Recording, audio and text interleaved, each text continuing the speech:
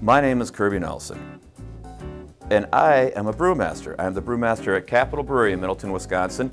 We are standing in our beer stubby right now, which the windows overlook our gorgeous brew house, a 55 vintage Hutman copper brew house, mind you. And as soon as we wrap this up here, you see these beautiful taps up behind us? We're going to start marching through them, go through the garden, and find out what your favorite is.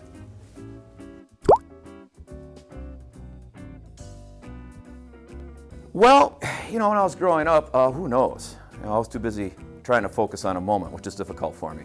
But I was going to school in lacrosse and got a degree in sciences, biology, chemistry, and decided, nah, I don't want to move back to Racine. I want to hang in lacrosse.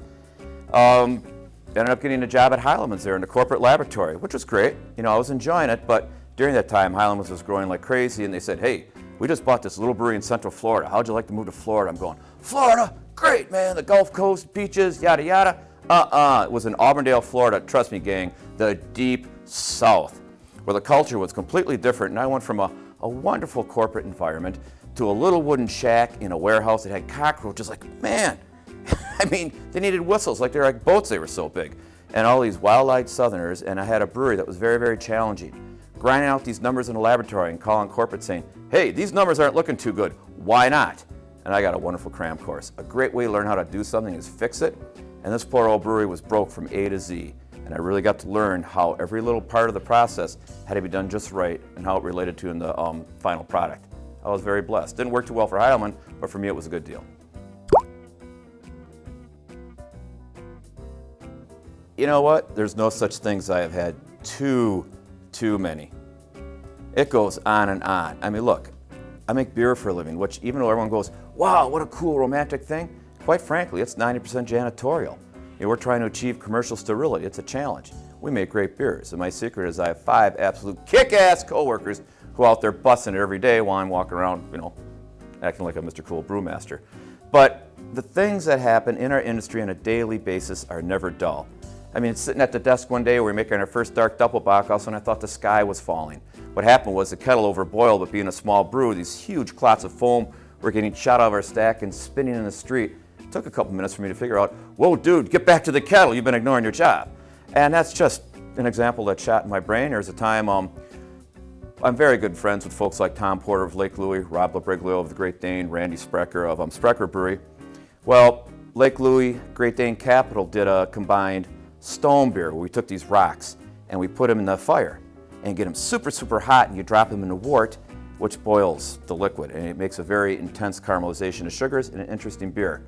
First year went great. Second year the rocks hit the kettle, and I have a picture of this volcanic action happening. As soon as the rocks hit the kettle, Lord, we thought we killed a couple of the guys near us. These rocks turned to sand, destroyed all of Tommy Porter's pump seals for a couple months. He was cursing me daily. You know, just another day in the life.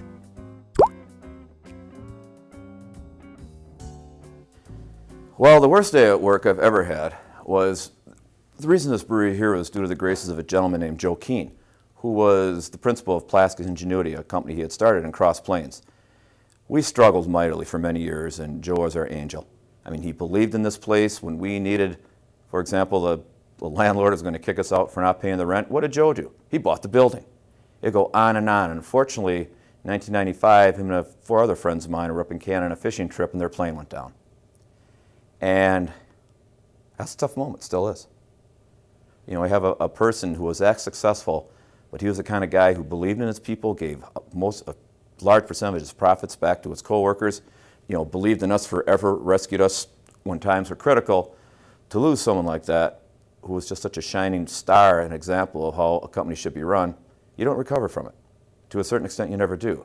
But on the other hand, when a person like that has inspired you and basically indicated the proper path to take, and that you never give up and always strive, yeah, to honor his legacy, you have to do that.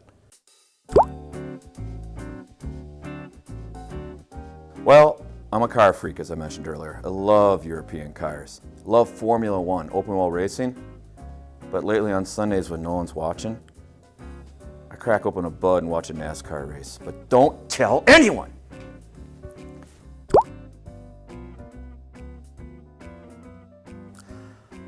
A copy of Jimi Hendrix' Are You Experienced in mono for $1.88 from Zehrs in Racine, and I still have it.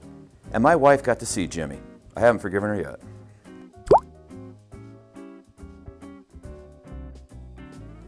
Hobby is kind of a strange word because for me most things become obsessions.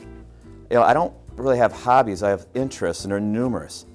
Everything from cars to music to guitars to reading to fishing to hunting. It's time to go looking for morels right now, by the way. They just popped yesterday. That's the type of stuff I like to do, just so many things. Just like that's my hobby is life.